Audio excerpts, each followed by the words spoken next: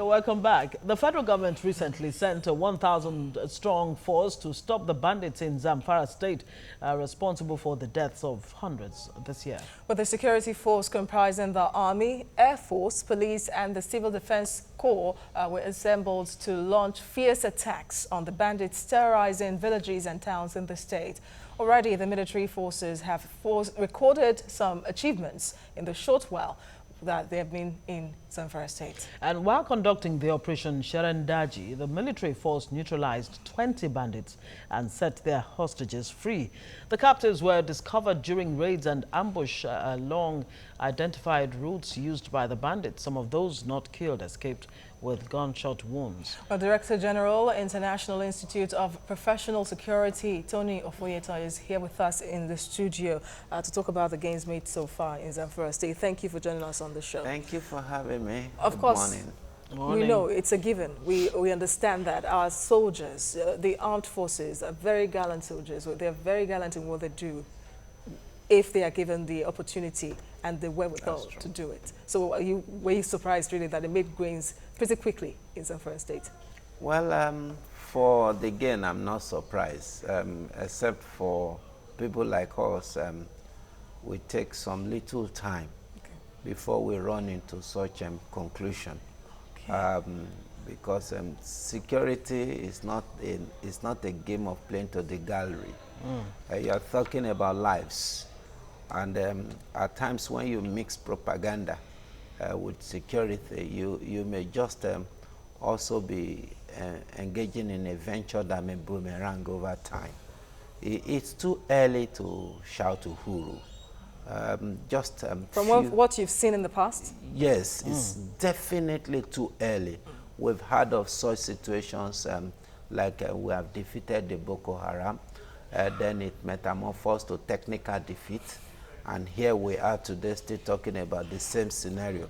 So if I juxtapose it with such antecedent or precedent, I would say it is too early for me to begin to lionize the military. Yes, like you rightly said, we have extremely gallant men in the military, no doubt about that.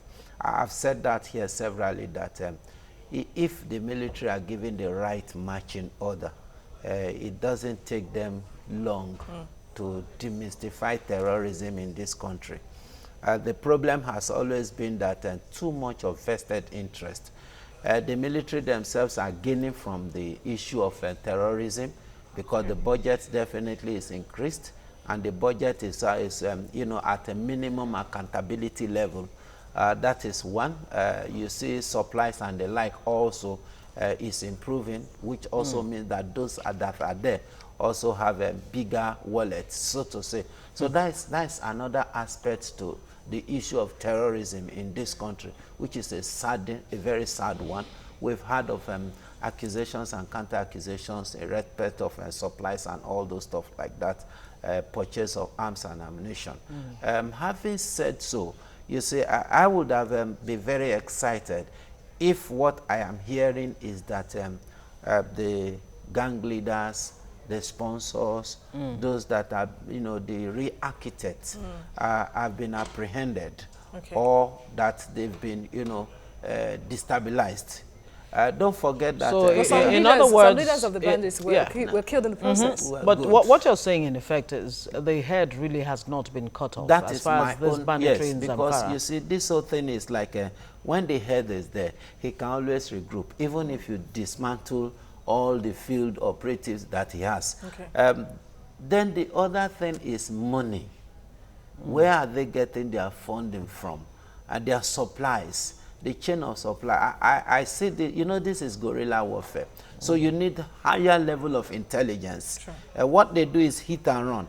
They don't get involved with the military in a normal warfare battle. That's why you call it a guerrilla warfare. Now, if that is the case, then there's a higher level of intelligence that is required. Now, the battlefield is always the very last resort. Now, it simply means that everything that sustains the battle, those are in the field, everything that sustains them should, first of all, be removed.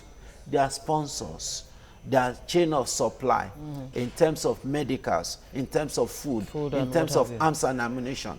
Now you should be able to identify all those, then remove them first, even quietly. But then again, Tony, let me come in very quickly. You know, like they say, you have to know exactly what the ailment is in order to provide a solution or a cure to it. In the case of Zamfara State, we continue to hear that it's banditry that's going on there. Of course, there's still other, things like cattle rustling and what have you. But you don't hear that it is herdsmen, farmers' attacks. No, the whole thing is. But what exactly is going on in Zamfara State? Now, you see, the whole thing is that the government decided to change the narrative from Fulani herdsmen to banditry. Basically because they felt that the word Fulani being attached to it is not good enough for the tribe called Fulani, But some of us have come to argue that, look, if that is the case, when you say Niger Delta militants, it doesn't mean that everybody in Niger Delta are militants. Then remove the word Niger Delta and just use the word militant. Now, you see, but you see a lot of narratives. The fact still remains that they are just the same Fulani herdsmen that are involved in all these things. But journalistically, the narrative changes because the government, through the security agency, will come and tell you that they are bandits and all those stuff, or that they are criminals. Some will say they are armed robbers and the like. But they are all same and the same. All right.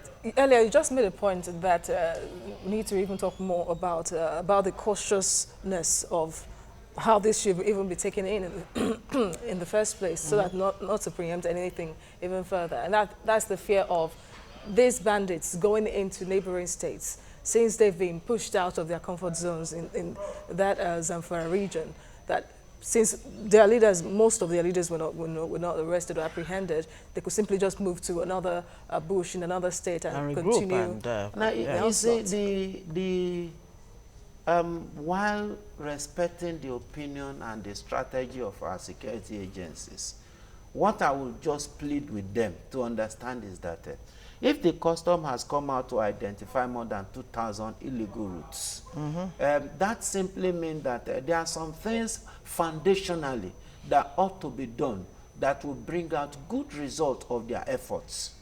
And one of such is fortification of our borders. Now, you gave a good example. Now, I've said this severally, that look, when you dislodge Boko Haram in the northeast, it would naturally spread. Don't forget that there are different cell groups. Yes. Then you now have sleeper cell. Now, sleeper cells are members or people that are sympathetic to the terrorist core mission or their agenda or their programs. Now they are in offices. They are in the National Assembly. They are in police, they are in army, they are in everywhere. Now what we expect the government to do is a holistic intelligence operation to be able to first of all identify how many terrorist cell groups do you have, one. Secondly, who are the most probable members, sleeper cell members in corporate organization and in government institutions that feed them with information, first-hand information. Because when you hear things like ambushment, you don't need to be an expert to know that it means that there have been breach in information or communication. You don't need even to be a security expert to know that. Now, that simply means that the government should now be able to look inward, do a proper audit, then look at the forest that you are talking about, the roots. How have they been successfully coming in and out to the extent that as it is now, we've not been able to tame it. Okay, we're not to manage terrorism, we're to wipe out terrorism. Absolutely. What I'm hearing now is like managing it. Okay, so we in other words, you're almost making it look like government is near helpless in actually tackling this problem I didn't from the say root. that. We have Mr. had President said we should pray too now. Well, yeah, absolutely, and nothing wrong with praying too. Now, of course, government asked for $1 billion additional dollars to fund from the excess crude account. From the excess crude account. About last week, you had some security chiefs visit with Mr. President, where they actually demanded for more equipment and all of that. Juxtapose this.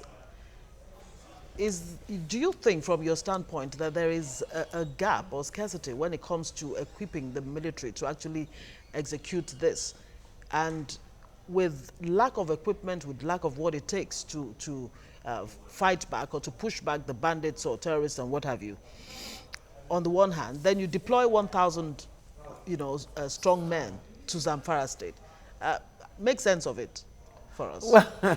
Well, let me start by saying that there's no amount of money that you invest in security that is too much. Okay. If well spent. No amount. Yes, if there's always that caveat. If well spent. There's no amount. Nigeria, unfortunately, is not a manufacturing country. Some of us had advocated that $1 billion is enough to set up one of the biggest arms and ammunition plants in the country. You are talking of 360 billion naira. It's enough. So it's not just to say, let us go and buy. Because ordinarily, what are we doing now? It's a country fighting against itself. We're not in any international war, or intercontinental or inter-country war or conflict. You are talking of insurgents among ourselves. So why do I need that Mongol sophisticated arms and ammunition when I can ordinarily do a neighborhood watch, a community policing system or a state policing system, and put some level of those burden on the state and let the state begin to attend to them, fund the state at that minimal level. But that $1 billion, use it in a manner that it also come back to the economy. Because when you are talking on $1 billion, you are taking it to another economy. Absolutely. No, so you see, in as much as I'm not against the $1 billion, but the rationale behind the $1 billion is such that I'm not too convinced. I'm not saying that we don't need it. So it's not a long-term. It's not a long-term solution. It's not sustainable, because if we spend $1 billion now, what happens next year? What happens down the line? 5 years down the line, we'll still look for security is a continuous thing. It's not a one-off thing. It's a continuous thing. But you see, the whole thing is not even the money itself. If they buy the best of all equipment, and those that are the helm of affair want to render those equipment redundant or useless, it will. You will have it, and if you are not given the instruction to use it, you can't use it. And that's what we're talking about now. Haven't we heard of soldiers being sent to, the war front in the northeast with barely nothing to fight with? Clubs. Some will be like, if your colleague drop, then take the AK-47. But then we are talking about the military. But I think that was instead of the police. The police is in charge of internal security. Yes, this is a non-conventional warfare. Shouldn't the police be carried along, in all of this? If you're ready to spend about $1 billion on the military, why not the police that has the sole responsibility of even doing the job? I think the police has not been able to come out to the forefront of war against terrorism. And if you ask me, I will tell you that it is as a result of, when it comes to fight against terrorism, incompetence, unapologetically. Because if you look at it, in most cases, you see that you have a 10-mile journey. The police does the first, maybe the second. The 8th mile, they abandon. It is the military that is always coming to salvage. Can you blame the police for abandoning now, whether I can blame the police, wait. Exactly. Or is it a question of, because look, we have heard... Wait now. Hold on, Tony. Okay. I need to clarify this. We've been told, Nigerians have the impression that this government is really serious about fighting terrorism, and it will do everything it takes to ensure that the military are well equipped, and all of that. Only for you to hear from the security chiefs that they need more equipment. Now, are we to deduce from this that they're not being well equipped? Is that what we should take home from this? Yes, of course, the police are not well equipped. Including the military, that's my point. The military, all of them are not well equipped. But you see, there's a difference between being well equipped and having the determination. Okay.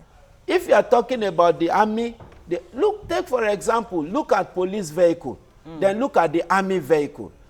Recently, one of the businessmen gave police 150 vehicles. In another 6 months' time, I've been seeing some of those vehicles, one or two already, in a funny position, in less than 2 months. the maintenance culture is just not there. Do they even have money to maintain? No. Wait. The issue is whether they have money to understand maintain. that about is a different thing. 45,000 naira or so is given to each police unit to Police maintenance. is my friend, though, and station. they are also my constituency. I agree with you that 1,500 naira per day. I agree with you that the budget is barely just not enough. I agree with you. I also agree with you to the extent that the government ensures there should be a state of emergency in the police when it comes to equipment. I agree with you. But what I'm saying, understand me, the ones they have, compared with the ones other security agencies are, even civil defense, you will see a lot of difference. Are you telling me, for example, that civil defense is better funded? Are you telling me that civil defense is better funded? You see, from the top of the military, there's the necessity for them to discipline their own subordinates, to understand that when you handle government property, you handle it with care. You don't have enough. The little you have, maintain it. That's the issue. It's not a matter of that you don't have enough money. I'm putting in mind that they're getting support from state governments. They are getting support from state government, from corporate organizations, from individuals, which the military don't. You don't hear anybody saying we are donating X and Z vehicle to the military. All right, we do understand that far, but then again, can we even understand that a nation that has been through a civil war still does not have, its own domesticated source of getting military hardware? We've had. One would think that would have gained some experience in that line. I think there used to be something like Amcon or something like that, if I can remember, which was supposed to be manufacturing the normal AK-47 and all those stuff like that. To what extent they've been successful is another issue entirely. Tony Ofoyeton of International Institute of Professional Securities, thank you so much for joining us this morning. Thank you. All right, a quick reminder of the dailies if you missed it the first time. New Telegraph.